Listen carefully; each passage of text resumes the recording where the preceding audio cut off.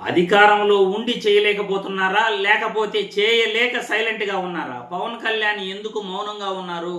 అధికారంలో ఉండి కూడా ఏమీ చేయలేకపోతూ ఎన్నికలలో ఇచ్చిన హామీలను ఎందుకు నిలబెట్టలేకపోతున్నారు అంటూ రామచంద్ర యాదవ్ గారు సంచలనమైన వ్యాఖ్యలు చేస్తున్నారు. ఆయన ఏం మాట్లాడుతున్నారు, ఎందుకు ఆ వీడియో వైరల్ అవుతా ఉంది? ఒక్కసారి ఈ వీడియో చూస్తాం. సుమారు 30,000 మంది మహిళలు మిస్ అయ్యారని చెప్పి పవన్ కళ్యాణ్ గారు మాట్లాడారు. మరి ఈ రోజు మీరు అధికారంలోకి వచ్చారు కదా, ఏం చేశారు దాని మీద? 30,000 మంది మహిళలు ఎక్కడి నుండి తీసుకొని వచ్చారు? మరి మీరు అధికారంలోకి వచ్చిన తర్వాత రోజు ఏదో ఒక రకంగా సంఘటనలు జరుగుతున్నాయి కదా, పవన్ కళ్యాణ్ గారు ఎందుకు మాట్లాడడం లేదు? అంటే మీకు ఇప్పుడు అధికారం ఉంది కాబట్టి అవసరం లేదనా, లేదంటే మీకు ఆ అధికారం లేదా? మీరు బానిసత్వంలో ఉన్నారా? తెలుగుదేశం బానిసత్వంలో ఉన్నారు. ఇది ప్రజలు తెలియజేయాల్సిన అంశం. గతంలో అధికారం ఎప్పుడైతే మీరు ప్రతిపక్షంలో ఉన్నారో పవన్ కళ్యాణ్ గారు సుగాల ప్రీతి అంశాన్ని, ఆవిడకి జరిగిన అన్యాయాన్ని అనేక రకాలుగా రాజకీయంగా ఉపయోగించుకున్నారు. మరి ఈ రోజు అధికారంలోకి వచ్చిన మొట్టమొదటి సంతకం నేను సుగాల ప్రీతి అంశానికి సంబంధించి తీసుకుంటానన్నారు, చర్యలు తీసుకుంటాను, వాళ్ళ కుటుంబానికి న్యాయం చేస్తానన్నారు. ఈ రోజు వాళ్ళ కుటుంబ సభ్యులు వాళ్ళ తల్లి రోడ్ల మీద కోట్ల చుట్టూ తిరుగుతున్నారు, కనీసం అపాయింట్మెంట్ కూడా ఇవ్వడం లేదు. ఇదేనా మీరు చేసే న్యాయము? సో అధికారంలోకి రావడానికి తప్పుడు హామీలు ఇస్తున్నారు, యామారిస్తున్నారు, ప్రజలను మోసం చేస్తున్నారు తప్ప ఎవరికి చిత్తశుద్ధి లేదు, వీళ్ళకి కమిట్మెంట్ లేదు. సో కాబట్టి మార్పు కావాలి, రాజకీయ మార్పు కావాలి. రామచంద్ర యాదవ్ గారు అన్నట్లు అధికారంలో రావడానికి తప్పుడు హామీలు ఇస్తున్నారు, తప్పుడు హామీలతో అధికారంలోకి వచ్చిన తర్వాత పూర్తిగా విస్మరిస్తున్నారు. ఎవరిలో చిత్తశుద్ధి లేదు. పవన్ కళ్యాణ్ అధికారంలోకి వస్తే ఏదో చేస్తాడు, ప్రజలకు న్యాయం జరుగుతుంది అని అనుకున్న వాళ్ళకంతా ఇప్పుడు పూర్తిగా భ్రమలు తొలగిపోయాయి. రామచంద్ర యాదవ్ గారు అన్నట్లు 5 సంవత్సరాలు సుగాలి ప్రీతి మరణంపై ఆయన మాట్లాడినటువంటి వేదిక లేదు, ఆయన మాట్లాడినటువంటి మాట కూడా లేదు. రెచ్చిపోయి జగన్మోహన్ రెడ్డిని ఇష్టానుసారం ఆయన మాట్లాడటం జరిగింది. 2017లో సుగాలి ప్రీతి మరణిస్తే 2019లో అధికారంలోకి వచ్చిన జగన్మోహన్ రెడ్డిని ఆయన విమర్శించాడు.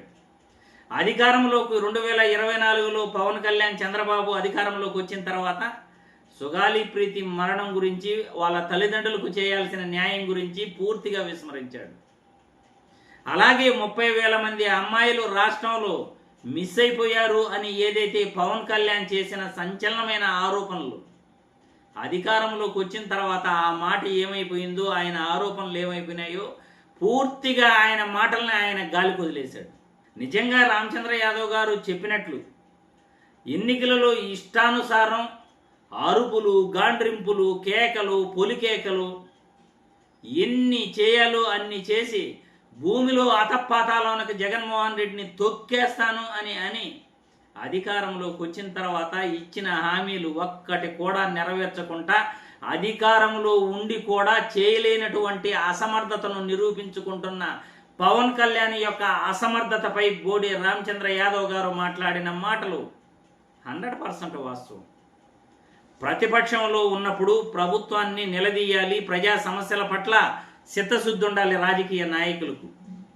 మనం మాట్లాడిన మాటలకు కట్టుబడి ఉండాలి. కానీ మనం మాట్లాడిన మాటలకు అధికారంలోకి వచ్చిన తర్వాత కట్టుబడకపోతే ఇలాగే ప్రతి ఒక్కరూ కూడా విమర్శిస్తారు. ప్రతి ఒక్కరి చేతికి బ్రహ్మాస్త్రం ఇచ్చినట్లే అధికార పార్టీ వాళ్ళు చేసిన హామీలను నెరవేర్చకపోతే. రామచంద్ర యాదవ్ గారే కాదు, రాష్ట్రంలో ఉన్న పార్టీలన్నీ కూడా ఇదే మాట మాట్లాడతాయి, పవన్ కళ్యాణ్ గారిని నిలదీస్తాయి. నువ్వేమో అప్పుడు గాండ్రింపులు, అరుపులు, పొలికేకలు పెట్టావు, ఈరోజు మరి ఆ అరుపులు ఏమైనాయి? ఇంత మౌనం ఎందుకు పాటిస్తున్నావు? రాష్ట్రంలో రోడ్ల గురించి పట్టించుకోలేదు, విద్యా వ్యవస్థ గురించి పట్టించుకోలేదు, వైద్య రంగాన్ని పట్టించుకోవట్లేదు. వాలంటీర్లకు 10,000 రూపాయలు జీతం ఇస్తానని 2,60,000 మందిని తీసేశారు. వ్యవస్థనే పూర్తిగా తీసేయటం జరిగింది. ఇలా పూర్తిగా వ్యవస్థల్ని నిర్వీర్యం చేస్తూ జగన్మోహన్ రెడ్డి తీసుకొచ్చిన 17 మెడికల్ కాలేజీలను కూడా ప్రైవేటు పరం చేస్తుంటే పవన్ కళ్యాణ్ ఒక్క మాట కూడా మాట్లాడకపోవటం, ప్రజల తరఫున, విద్యార్థుల తరఫున నిలబడకపోవటం, నిజంగా ఇతను కూడా ఒక రాజకీయ నాయకుడా అని ఈరోజు పవన్ కళ్యాణ్ను అభిమానించిన వాళ్ళు, అతని అభిమానులు ఈరోజు విచారం వ్యక్తం చేస్తున్నారు. బయట వాళ్ళు కాదు, పవన్ కళ్యాణ్కు ఓటేసిన వాళ్ళు, పవన్ కళ్యాణ్ అభిమానులే ఈరోజు విచారం వ్యక్తం చేస్తున్నారు.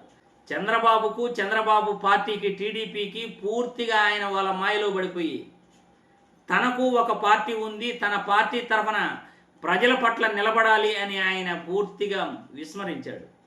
అందుకే పవన్ కళ్యాణ్ తన అసమర్థతను నిరూపించుకుంటున్నాడు. పవన్ కళ్యాణ్ అనే వ్యక్తి కూడా అందరి రాజకీయ నాయకుల వల్లే ఆయన కూడా ప్రజలను మోసం చేసే నాయకుడే అని బోడే రామచంద్ర యాదవ్ గారు మాట్లాడిన మాటల్లో వాస్తవం ఉంది.